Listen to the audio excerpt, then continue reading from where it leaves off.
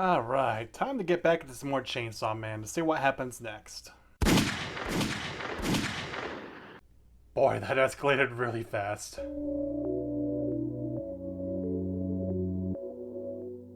Alright, so things got heated very quickly in this part of the story, so I can't wait to get into it with you guys. When we last left off, the gang had just gotten back from their mission at the hotel and were trying to recover. They went out and had a nice dinner, and things were just kind of progressing from there.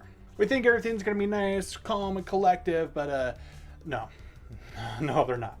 Because immediately after that, we have these groups of hitmen going after our main characters and shooting up places and killing people and racking up the bodies. And, you know, let's break it down by event by event.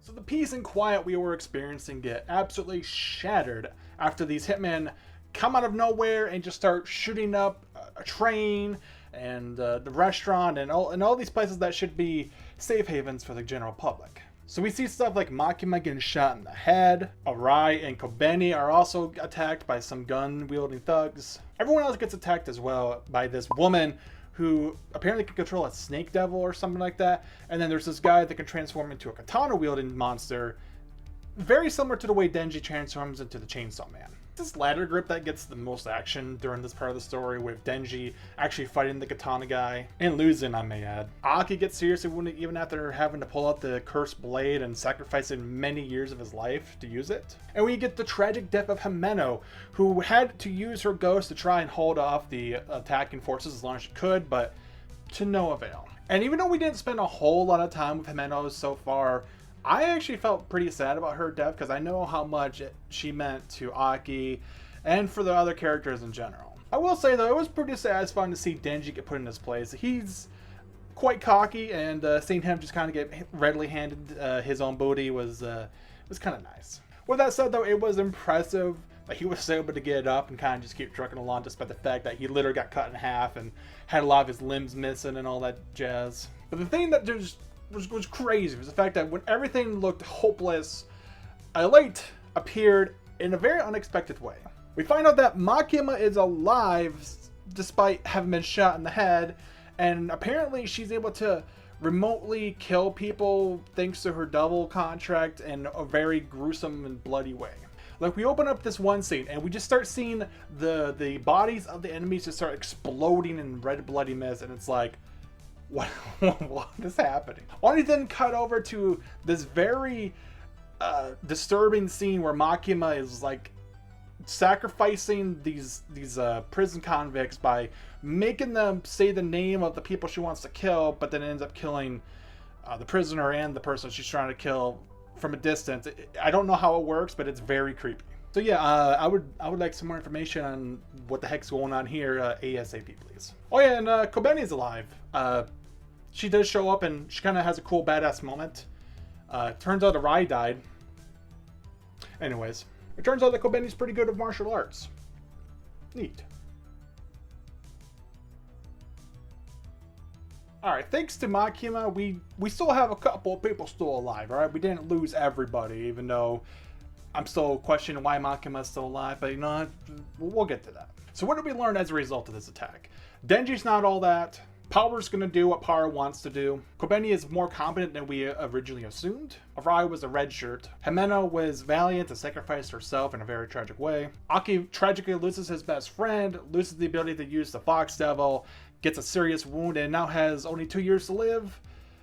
Big ripperinos to him. And of course, Makima is heckin' scary. But it is neat that we do see Aki eventually recover from his injury and go, alright, we need to go get a contract with a new devil, and this devil ends up being the future devil, giving him the ability to see into the future a little bit. I guess Mr. Aki has future observation hockey now, so that's cool. Denji and Power also go through their own little arc where they get training from a master devil hunter, which was actually quite a lot of fun.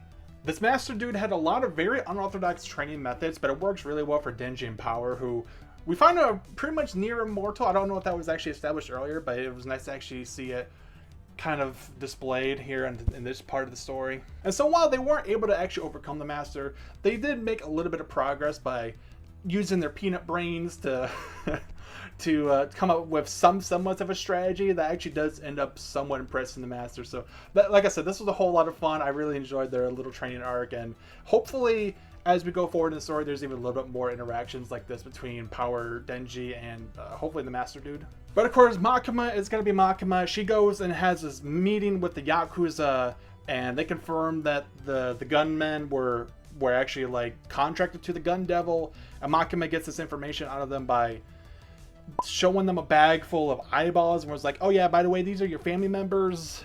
Makima, remind me not to get in your bad side.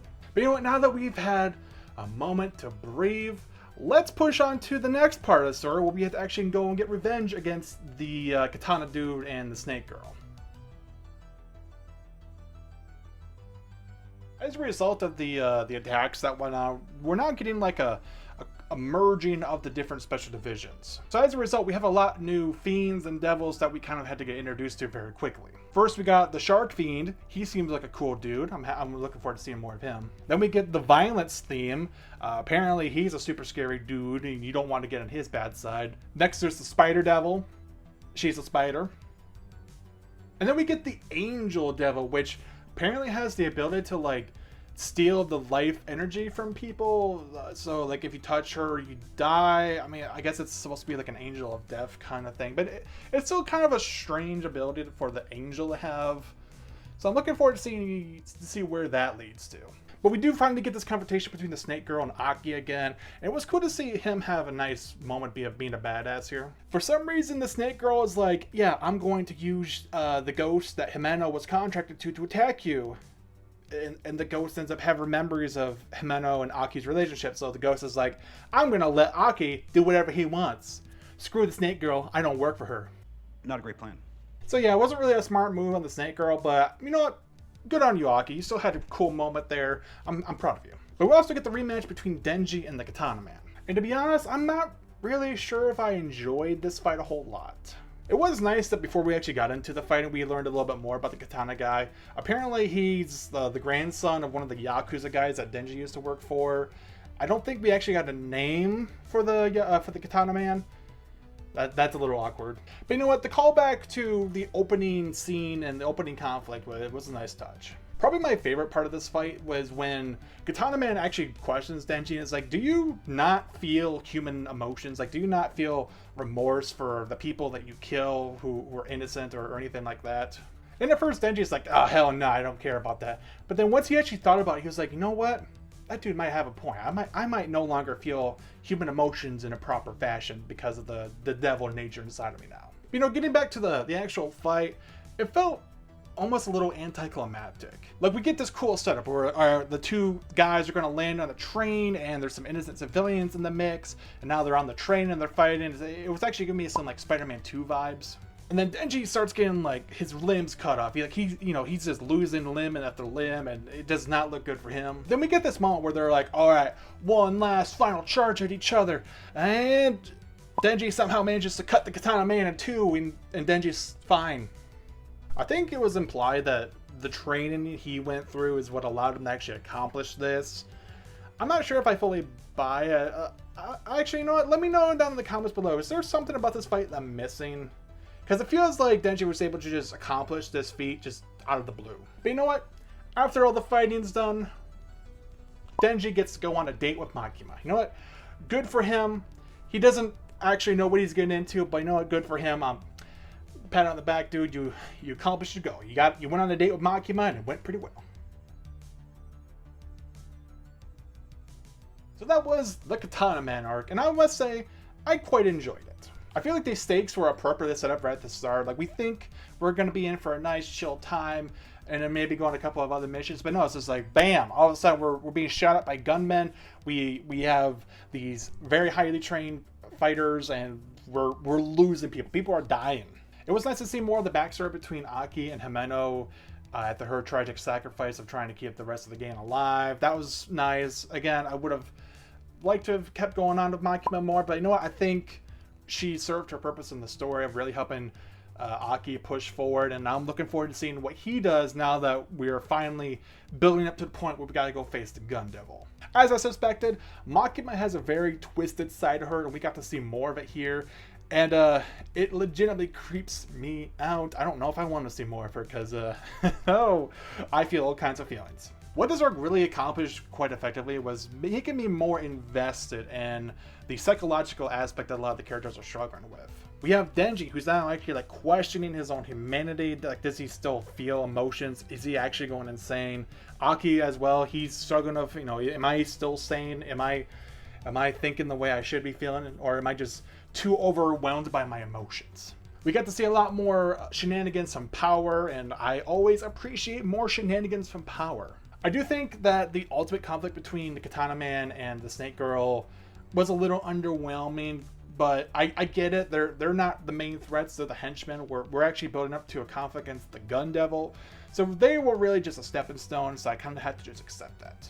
All in all, this was a fun time, even though there were a lot of tragic moments and a lot of very creepy moments as well. But ultimately, this did a really good job of just building on what was established in the first part of Chainsaw Man, and I'm looking forward to getting into the second half of the series now. So in the next video, I'm going to be covering the Bomb Girl and International Assassins arc. So if you want to see my review of that, to make sure you do all of the YouTube things, you hit that subscribe button, you hit the like button, leave a comment, join the guild if you want to get into discussion early before the video comes out, all that fun stuff.